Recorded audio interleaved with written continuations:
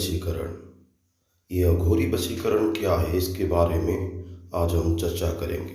तो आप सभी को स्वागत है हमारे चैनल में। तो बहुत सारे वशीकरण के बारे में वीडियो अपलोड किया जाता है, उसके बाद फिर भी वशीकरण सफल नहीं होता है। अक्सर वशीकरण सभी का सफल क्यों नहीं हो रहा है? अगर वशीकरण सफल हो जाता है तुरंत, तो कोई भी अपने शत्रु को वशीभूत कर सकता है, यानी कि दुनिया में शत्रु ही कोई किसी का नहीं रहेगा। हर कोई बंदा हर किसी को वशीभूत करके कोई ना कोई कार्य को हासिल कर सकता है, लेकिन ये संभव नहीं है। क्यों संभव नहीं है? क्योंकि जो 12 राशि होते हैं, 12 राशि, तो 12 राशियों के जितने स्वामी होते हैं, यानी कि ग्रह होते हैं, वो सभी अपने आप में अलग अलग होते हैं और सभी का सभी के साथ मिलता जुलता नहीं है। और कोई अपने राशि का विपरीत राशि का शत्रु बनते हैं, कोई मित्र होते हैं। उसी हिसाब से मानव के ऊपर भी वैसा ही प्रभाव पड़ता है। तो सभी मानव तो एक ही दिखाई देते हैं, लेकिन सभी का राशि चक्र अलग अलग होता है। ग्रहों के हिसाब से वो सभी को अलग अलग हिसाब से देखते हैं। जैसे कि कोई आदमी के पास 4-5 लोग आए हैं, तो 4-5 लोगों में से एक ही लोग या 2 लोग उससे अच्छा लगेंगे, और जो लोग होते हैं उनके साथ शत्रुता ना होते हुए भी वो उसको अच्छा नहीं लगेगा उनके साथ मिलना जुलना ये सब करने के लिए। तो कौन से राशि किन किन राशियों का वशीयता स्वीकार करते हैं, ये पहले देख लेना चाहिए। और हाँ, अगर हम तंत्रिक प्रयोग करके किसी को वशीभूत करना चाहते हैं तो ये तुरंत ही संभव होता है, लेकिन जो छोटे मोटे टोटके, वो टोटके से कुछ नहीं होता है। टोटका तो टोटका ही होता है, काम कर दिया तो हो गया, और काम नहीं किया तो नहीं हुआ। आज मैं आपको एक अच्छा अघोर वशीकरण के बारे में बताऊंगा, जो कभी विफल ना हुआ है ना होगा। चाहे वो रावण तुल्य शत्रु क्यों ना हो, तो भी वो वशीभूत हो जाता है। पहले आपको बता दूं, वशीकरण करने से पहले मोहिनी मंत्र को जाप कर लेना चाहिए पर्याप्त परिमाण से।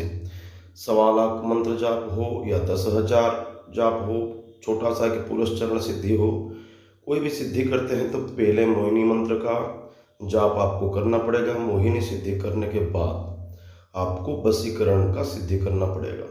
वशीकरण का जो मंत्र आता है, वो मंत्र मैं आपको डिस्क्रिप्शन में दे दूंगा। आप भी हमें कांटेक्ट कर सकते हैं 7008226170 में। शमशान भूमि में अमावस्या की रात को, नहीं तो पुष्या नक्षत्र रविवार को, नहीं तो पुष्या नक्षत्र शुक्रवार को आपको शमशान भूमि में जाना है। जब चिता जलती हो तभी उसके सामने एक पांव के बल पर खड़े होके आपको मंत्र को 1008 बार जाप करना है। जाप करने के बाद हवन का एक प्रक्रिया होगा, उसके बाद वशीकरण का मंत्र सिद्ध हो जाएगा। आपको सिद्धि हुआ या नहीं हुआ कैसे मालूम पड़ेगा?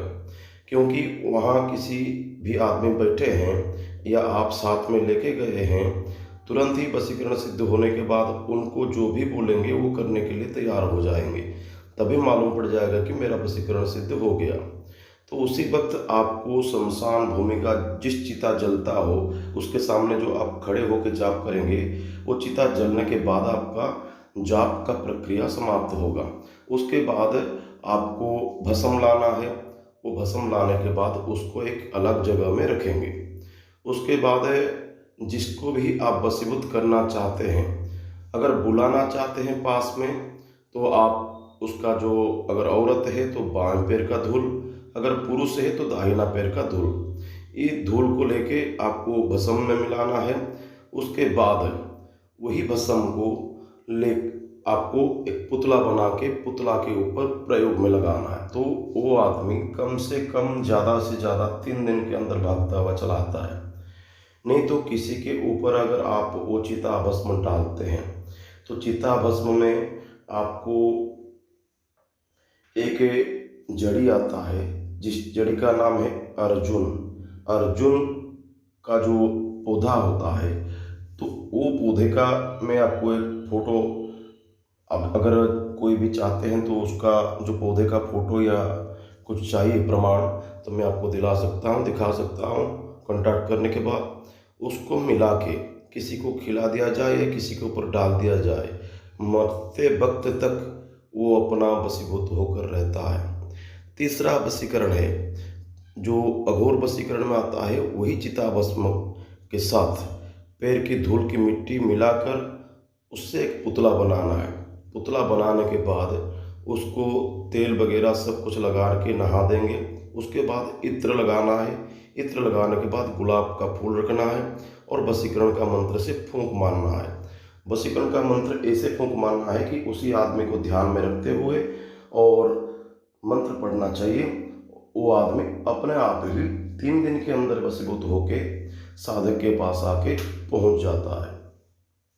और एक प्रक्रिया है, चिताभस्म में अगर वशीकरण यंत्र बनवा दिया जाए, बनवाने के बाद बीच में अगर वो आदमी जिसको आप वशीकरण कर रहे हैं उसका नाम लिख दिया जाए, तो उसके बाद 1008 जाप करने के मात्र से ही वो आदमी भागता हुआ चले आता है। लेकिन जिस यंत्र को बनाएंगे उस यंत्र को शमशान की उत्तर दिशा की ओर गाड़ना है। गाड़ने के बाद ये काम तुरंत ही हो जाता है। तो वशीकरण का बहुत सारा प्रयोग है। जो जो प्रयोग काम करता है हम वही प्रयोग देते हैं। अगर आपका कोई भी वशीकरण काम नहीं कर रहा है या कुछ गड़बड़ हो रहा है तो हमें संपर्क करके आप वशीकरण को सही कर सकते हैं, सही तरीके से कर सकते हैं। पहले भी आपको बताया था कि पीपल के पत्ते और बरगद के पत्ते पे कैसे वशीकरण करेंगे। लड़के का नाम बरगद के पत्ते पर लिखना है और पीपल के पत्ते के ऊपर लड़के का नाम लिखना है। दोनों को जोड़ देना है, लाल धागे में पिरो के उसको नदी में बहा देना है। तो ये एक टोटका है, लेकिन जो प्रयोग है चिताभस्म में तो ये सबसे अच्छा काम करता है और चिताभस्म का वशीकरण कभी विफल नहीं होता है। और इसके बारे में मैं ज़्यादा से ज़्यादा जानकारी देने के लिए तैयार हूँ। अगर कोई ये वशीकरण को करना चाहते हैं तो हमें संपर्क करने के बाद हम पूरा विधान देंगे, क्योंकि इसमें अगर सभी विधान दे दिया जाएगा तो इसका गलत उपयोग सभी कर सकते हैं। तो तंत्र कोई एक खिलौना नहीं जो सभी उसका गलत उपयोग करेंगे। तो इसीलिए कई सारा चीज़ इसमें गुप्त रखा जाएगा। विधान तो बता दिया, मंत्र डिस्क्रिप्शन में मिल जाएगा, लेकिन आपको याद रखना होगा कि सोच समझ कर ये क्रिया को आपको करना है। नहीं तो ये कोई टोटका नहीं है जो आपका कुछ नहीं होगा। आप चिताभस्म का बारे में जानते हैं, थोड़ा सा कुछ इधर उधर हुआ तो गड़बड़ ही होता है। तो तंत्र को बिना गुरु के सलाह में करना नहीं चाहिए। अगर करते हैं तो जिंदगी से हाथ धो बैठेंगे।